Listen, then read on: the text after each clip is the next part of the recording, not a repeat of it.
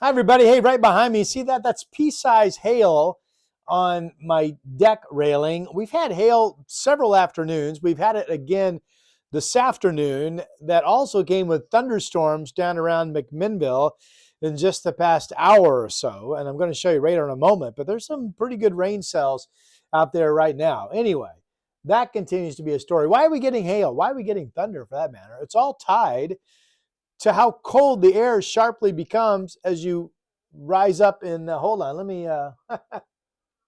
me see if I can close that out. Come on. Come on. Come on. Come on. All right, here we go. Sorry. All of this is being triggered by cold air aloft. All of it. Okay.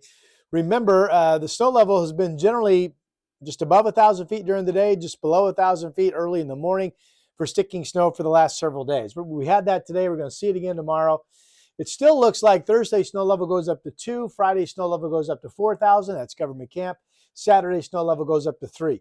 This is a tremendous switch in weather pattern as we get going into the weekend. Basically, it means all the snow that is incoming will be up in the Cascades, and traveling over the Coast Range will become all rain.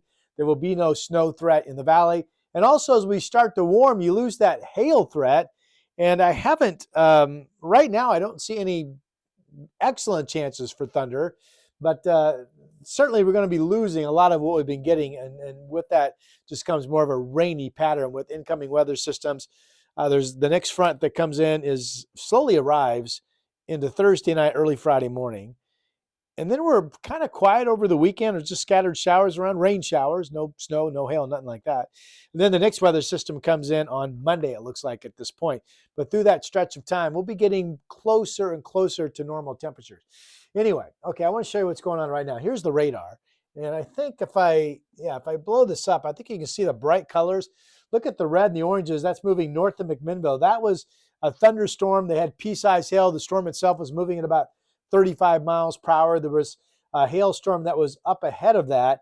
The rest of this band that's now pushing through Salem seems to be weakening somewhat. You know, the Futurecast models that I show you when I do the morning news on KGW did a pretty good job of identifying these hailstorms in the 5 o'clock, 6 o'clock hour. Now, the model brought them more up the heart of I-5, but I mean, that's pretty good. That's pretty good information from the weather modeling from that system. Keep that in mind because I want to show you something real quick. So these showers are going to, now that the sun's getting down, those are going to be weakening overnight. We'll still see rain showers, but we'll lose the chance for the kind of explosive behavior. Let me come down to this guy right here. All right. See the turning rotation? So, you know, yesterday we had a low up here. That one's gone. Now we've got this low that's come in down across the south and central part of the Oregon coast. It's the same weather pattern we've had going back to Sunday. The cool, trough, cold temperatures for this time of the year. And these lows, as you can see, just kind of pushing bands of moisture inland. So see down here at the southern tip of the Oregon coast, there were weather models. Now, those models have backed off somewhat, but there's still reason to believe that this could track up the heart of I-5 overnight into early tomorrow morning. And if it does, some of the modeling is showing that transitions mainly into snow. Now, what would the temperature be in Portland? It's anybody's guess as to whether or not Portland's 32 at 6 o'clock tomorrow morning or more like 36 degrees. But again, some of the modeling shows that there's at least a chance for freezing temperatures in the valley tonight with snow showers slowly moving from Salem all the way up through Portland up into Clark County. Now, remember, gosh, I think it was last week we had that one morning where we had a little explosion of snow that accumulated. Generally, it was dusting to 2 inches in the Albany, Salem, out into the Dallas area. And then earlier this week, we had the 1 to 2 inches of snow that were in the hill. This was up in elevation, but still Sandy had snow, Washougal had snow up in the hills, and Camas had snow up in the hills. So we've had these snow bands, and this looks to be the potential of another one. Now, what's interesting to me is there's actually a weak disturbance that comes inland, and you can make the case that that weak disturbance, if it tracks up into the I-5 corridor, would actually bring a cold pool of air, fuel these showers, at least bring the possibility of what we had last week when temperatures dropped and we had that snow in Dallas, Salem, and Albany. Now, if that happens tomorrow morning, once we get past the 10 o'clock hour, things would start to warm up. Any snow that we have, it would be light accumulations at best, would quickly melt away and we get back into rain showers in the 40s in the afternoon. But just note, get up in the morning, see what the temperature is, see what the radar is showing. I'll be on KGW Sunrise Show starting at 4:30 in the morning. It's early. And we'll see what we have, okay? But just one of those chances that we're kind of watching. All right, so that could be kind of interesting. With that said, let's go ahead and show you the 5-day forecast, or 7-day forecast rather. So I went ahead and put a 32 on the board for tomorrow morning. We may not get that cold, but I want you to know it's something I'm watching with the chance of early snow. Otherwise, we're back into the same pattern in the afternoon tomorrow. Sun breaks would fuel heavy showers with hail, maybe some rumbles of thunder. Thursday's a different animal. The low 36, the high 48. Remember, this is the day that the overall batch of air starts to warm up. So it doesn't look like there's a lot of rain in the morning or even early afternoon, but eventually in the afternoon, I think rain starts to pick up. And that leads into what could be a mostly steady rain Thursday overnight into Friday morning. There's a front that comes in Friday morning at 6 a.m. Modeling has been showing that Portland could get a half to 3/4 of an inch of rain with this. So that's a pretty good rainmaker.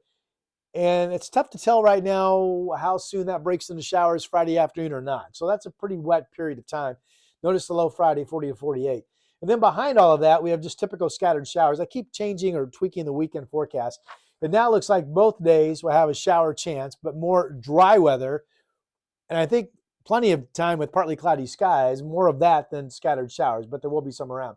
Then the next front, as I mentioned, comes in on Monday.